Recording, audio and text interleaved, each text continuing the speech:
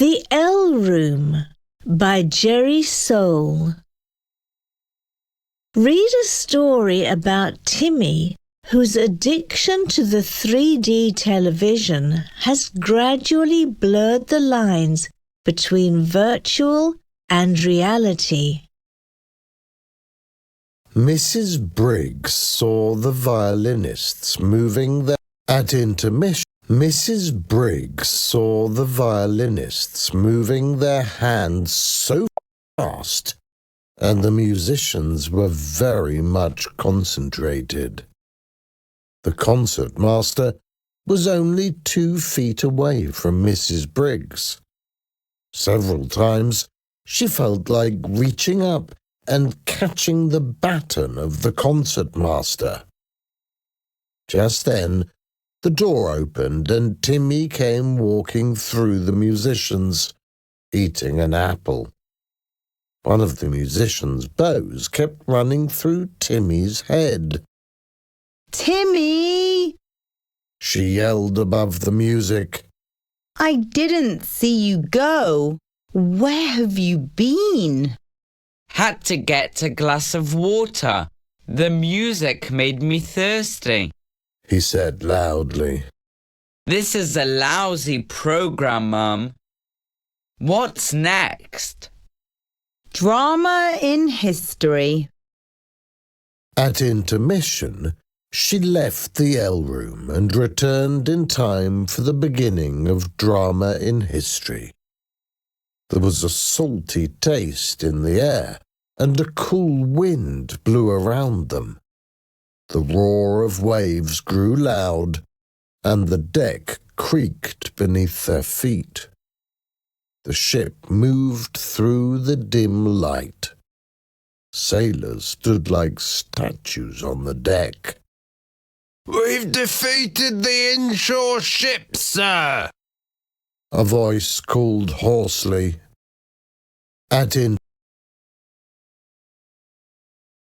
"Ready, Mr. Creston." Suddenly, there were faraway flashes of light. Instantly, there was returning cannon fire that caused the ship to shake and tremble.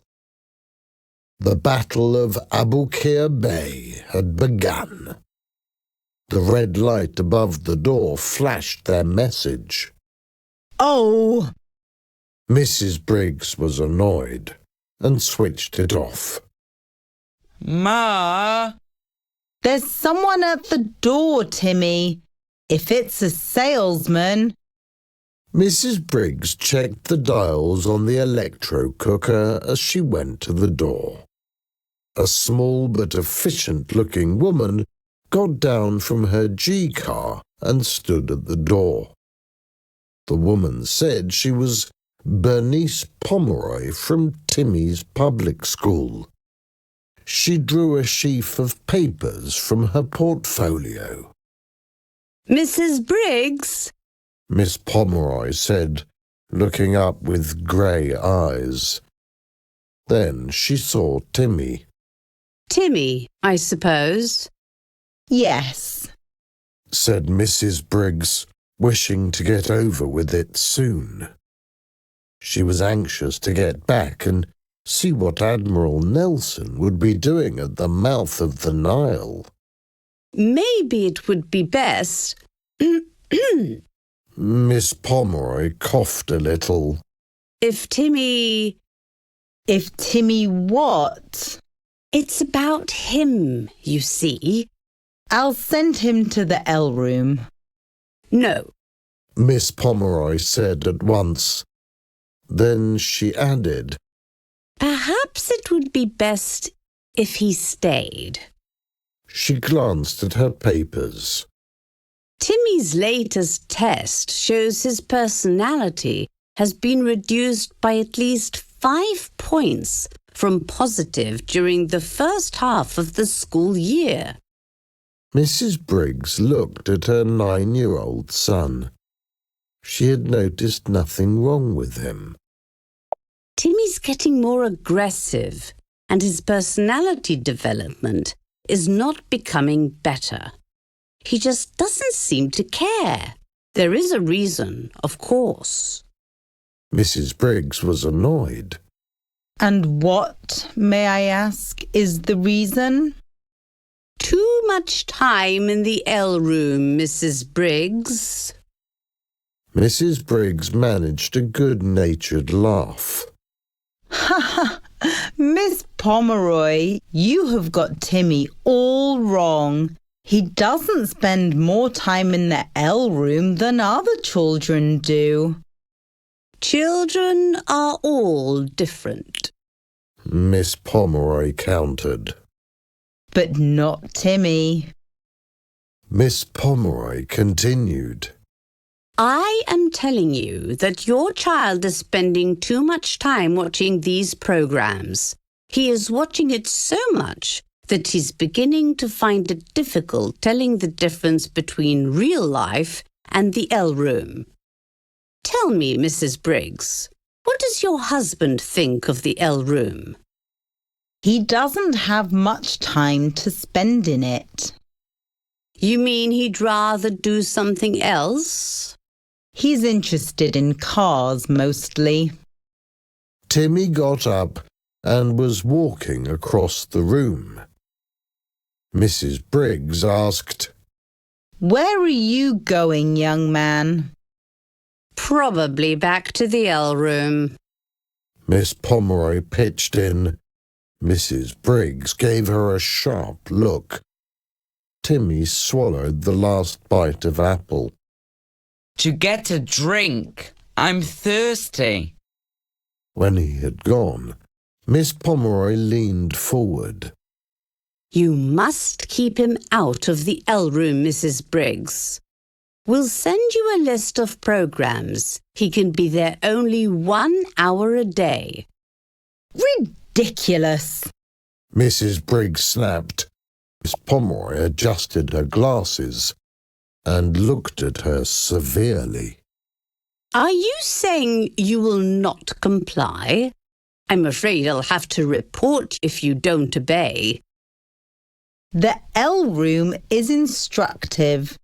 Why, we were learning something about history just now. We were watching Nelson sink the French fleet when you came. It's not the program. It's how Timmy identifies it. I'll be going now, Mrs. Briggs. From the way George sent the gyro car into the garage, Laura Briggs knew her husband was angry, and she prepared herself to meet her angry husband. Stoops! He cried. Timmy scurried away, frightened by his father. They want us to go to the psycho centre. George shouted angrily. Mrs. Briggs looked at him. You're not making sense. Ah! George's big face was red with anger. Neither are they making any sense to me. They called me just before I left the office, but wouldn't tell me why. Have you done anything? Well, Mrs. Briggs began to say. it's about the elroom. The elroom? She told him about the visit of Miss Pomeroy. She must have complained about it. Then we'll get rid of that thing. His eyes brightened. I told you we should have gotten a new car instead. But we've got a car, George. Not a good one. He leaned against the cooker, his face blissful. Imagine us, driving a new Caddy Gyro. Our present car? Junk. But it runs, and we don't need a car for driving in the town. But what about our vacation? Think of it, Laura. We could drive to Alaska. Tibet, Africa. We could go around the world in 3 weeks. We could do the same with the elroom, George, and there are a lot more things besides travel. Mrs. Briggs's lower lip was trembling. Where is Timmy? Timmy looked up from behind the sofa. Look at him, George. How could they think a boy like him could get so involved in a program that he'd think he was living it? Yeah, but if those school people... Her eye caught the clock. Say, we've got to hurry if we're going to see Cameron Capers. All the three were at Dr. Vincent Potter's. He was a large man with bright and intelligent eyes. Doctor, George said. there are millions of kids in elrooms all over the country. This is not new. The doctor frowned. Millions of people there are. So, The doctor leaned towards Timmy, who was playing with a desk calendar. who is your mother? Timmy pointed to Mrs. Briggs. Your father? Timmy pointed to George. See? He knows. Of course. Mrs. Briggs said. Exactly. The doctor agreed. For how long have you been using elroom, Mrs. Briggs? For how long, I am asking?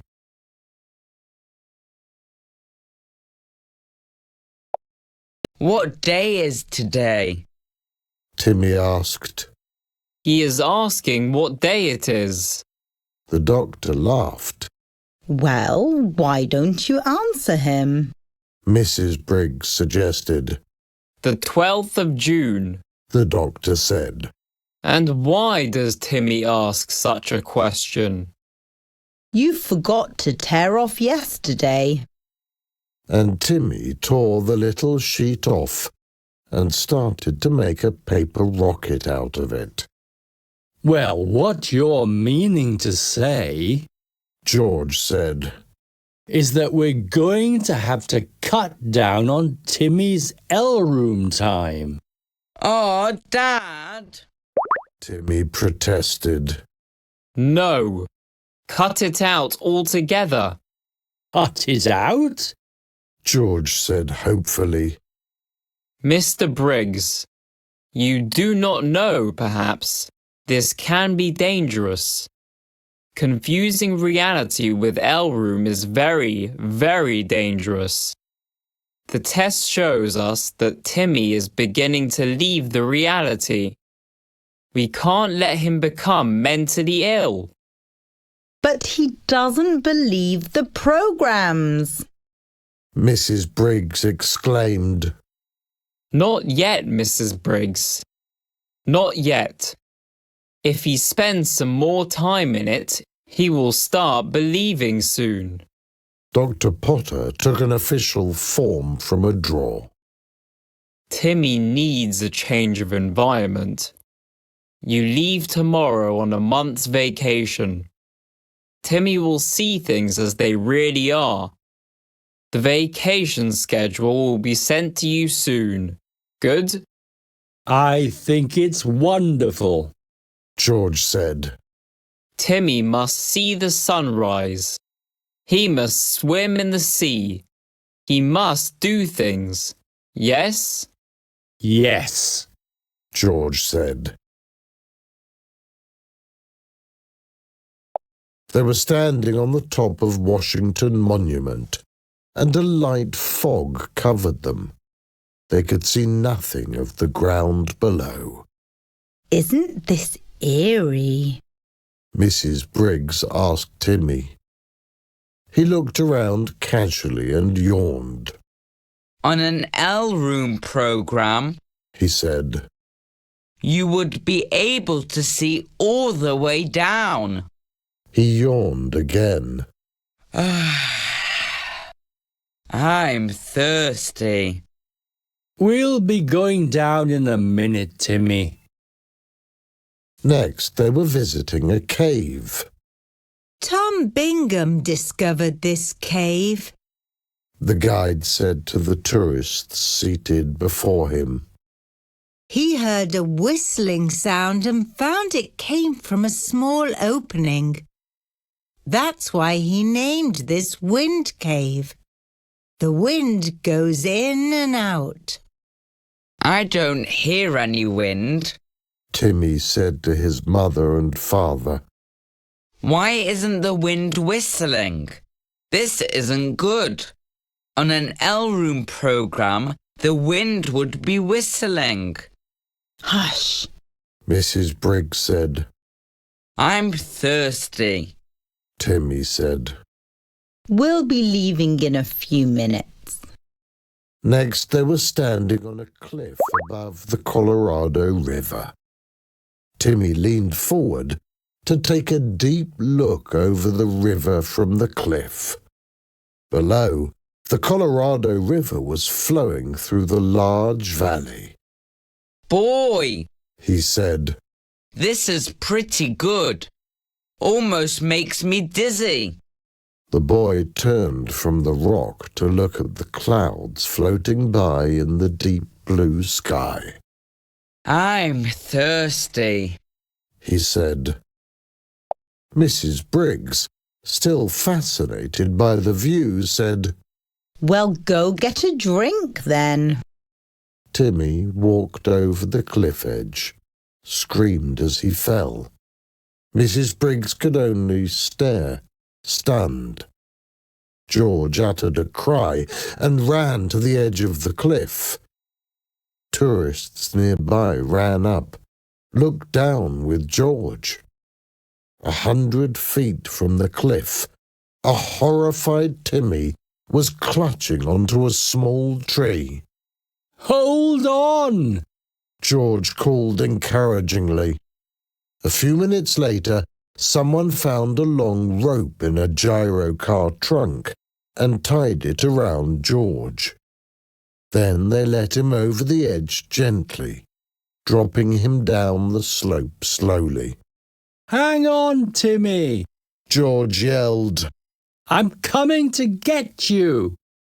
A little while later, covered with dust, Timmy was back in his mother's arms, crying. George, his shirt wet with sweat, panted. What happened to you, Timmy? It was so real, I thought it was the elroom. I was just going out to the kitchen to get a drink of water. And I told him to go. Mrs. Briggs said, horrified. It was that real to me, too.